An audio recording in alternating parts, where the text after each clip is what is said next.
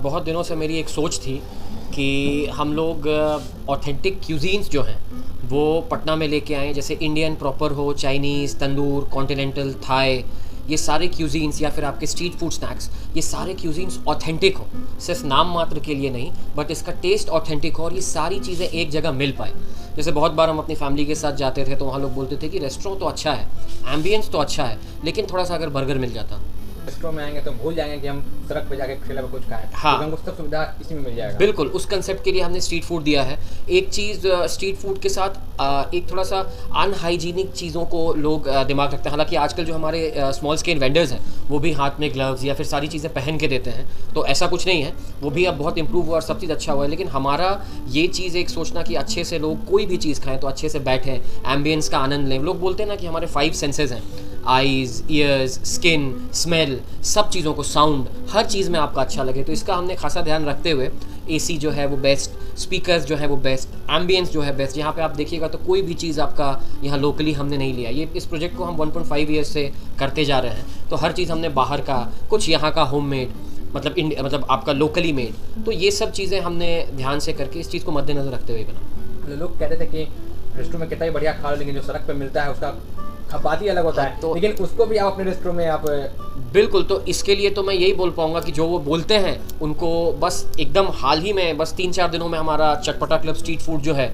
वो शुरू होने वाला है। तो वो लोग यहाँ आएँ, खाएँ, उसके बाद अपना फीडबैक दें, उनको बिल्कुल वैसा महसूस होगा। आपके पैकेट पे कितना असर पड़ेगा, उनके पैकेट पे क्या जाएगा?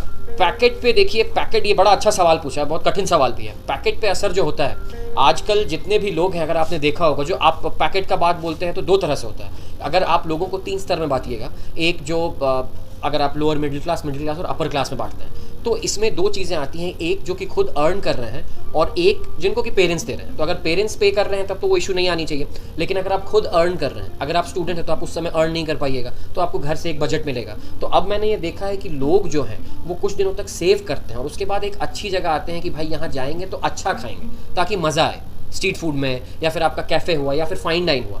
तो जो हमने बनाया है उसके हिसाब से जो रेट्स हैं वो बहुत कम ही है, इसमें कुछ ज़्यादा नहीं।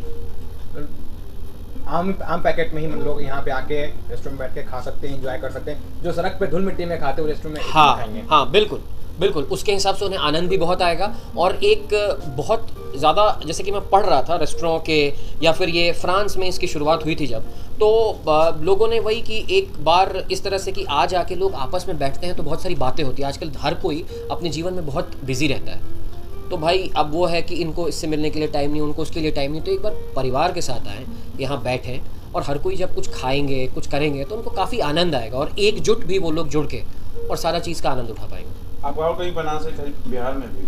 अभी तो सर हमने स्टार्ट किया है बिहार के लिए ही, और अभी लेकिन हमारे अपकमिंग प्रोजेक्ट्स मुजफ्फरपुर और बेगूसराय में, इससे थोड़े छोटे स्केल पे हम स्टार्ट करने वाले हैं। अभी आप कितने फ्लोरिंग का रेस्टोरेंट बनाया है आप? कहाँ पे क्या क्या सुविधा है? ये सर देखिए, हमारा ग्राउंड फ्लोर पे रिसेप्शन है, फर्स्ट फ्लोर पे आपका स्ट्रीट फूड है चटपटा क्लब, सेकंड फ्लोर पे आपका इंडिवा फाइन डाइन रेस्टोरेंट है, और टॉप फ्लोर पे आपका थर्स्ट एंड वैली कैफ़े है, और आपका सांझ बैंक्वे हॉल 150 लोगों की कैपेसिटी।